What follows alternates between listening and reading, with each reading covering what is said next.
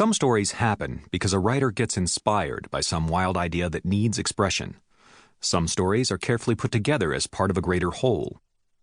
And some stories you write because a professional friend asks you if you want to contribute to an anthology and it sounds like a really fun idea. This is how the next tale was born. I needed a Weird West story so that I could contribute to Straight Outta Tombstone. The upside of putting this project together is that the late 19th century was largely a blank slate in the universe of the Dresden Files, so I was able to do whatever I wanted without being restricted by the 1.5 million words of story that had already been written. The downside was that the late 19th century in the universe of the Dresden Files was largely a blank slate, so I had to start figuring out how to braid this story thread in particular into the greater story. One of my go-to concepts when writing earlier eras of any story is to focus on characters who are the passionate young hotheads in any given setting. Those are the people who generally provide me with the most interesting choices and stories. So, for this story, Anastasia Lucio fit the bill perfectly, and I've always loved the character and wished she could have more stage time. I worked out her early history as a young warden and decided that she had been instrumental in the White Council's decades-long war with and victory over the greatest necromancer of the previous millennium. This is the start of what is now, in my head, a 4 or 5 book story all on its own. I don't know that I'll ever get to write that tale of dark old Western supernatural horror featuring Anastasia as the magical and gunfighting protagonist, flanked by such figures as Wyatt Earp and Doc Holliday of the Venatori Umbrorum. But it's a hell of a good movie in my head. So maybe imagine as you read this next piece that the movie begins here. The American West was not the most miserable land I had ever traveled, but it came quite near to it. It was the scenery, more than anything, that drove the spirit out of the body. Endless empty plains that did not so much roll as slump with varying degrees of hopelessness, with barely a proper tree to be seen. The late summer sun beat the ground into something like the bottom of an oven. "I grow weary of Kansas," said my nut horse. "The rivers here are scarcely enough to keep me alive." "Hush, Carl," I said to the Nakin. "We are near to town, and to the Warlock. I would prefer if we did not announce our presence." The Nakin sighed with a great exaggerated motion that set the saddle to creaking, and stomped one hoof on the ground.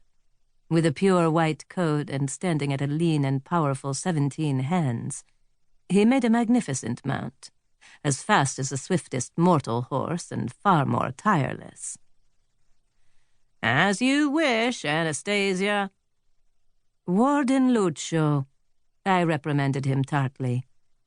"And the sooner we watch this creature and his master, the sooner you will have served your probation, and the sooner you may return to your homeland." The Nakin flattened his ears at this reminder of his servitude. "Do not you become angry with me," I told him. "You promised to serve as my loyal mount if I could ride you for the space of an hour without being thrown. It is hardly my fault if you assumed I could not survive such a ride under the surface of the water." "Humph," said the Nakin, and he gave me an evil glare. "Wizards." But he subsided. Murderous monsters, the Nakin, but they were good to their word. It was then that we crested what could only quite generously be called a rise, and I found myself staring down at a long, shallow valley that positively swarmed with life. Powdery dust covered the entire thing in a vast cloud, revealing a hive of tarred wooden buildings that looked as if they'd been slapped together over the course of an evening by drunken teamsters. Then there was a set of gleaming railroad tracks used so often that they shone even through the dust. On the northern side of the tracks stood a whitewashed mirror image of those buildings, neat streets and rows of solidly built homes and businesses. Corrals that could have girdled the feet of some mountains were filled with a small sea of cattle, being herded and driven by men who could scarcely be distinguished from their horses beneath their mutual coating of dust. To one side of the town, A lonely little hill was crowned with a small collection of grave markers. And the people. The sheer number of people bustling about this gathering of buildings in the middle of nothing was enough to boggle the mind.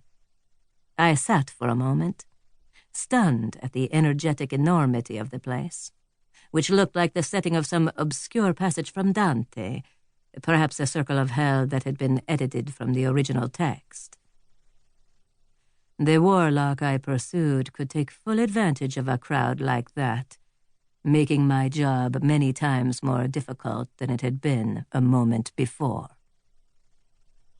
"So," said the Nakin sourly, "that is Dodge City."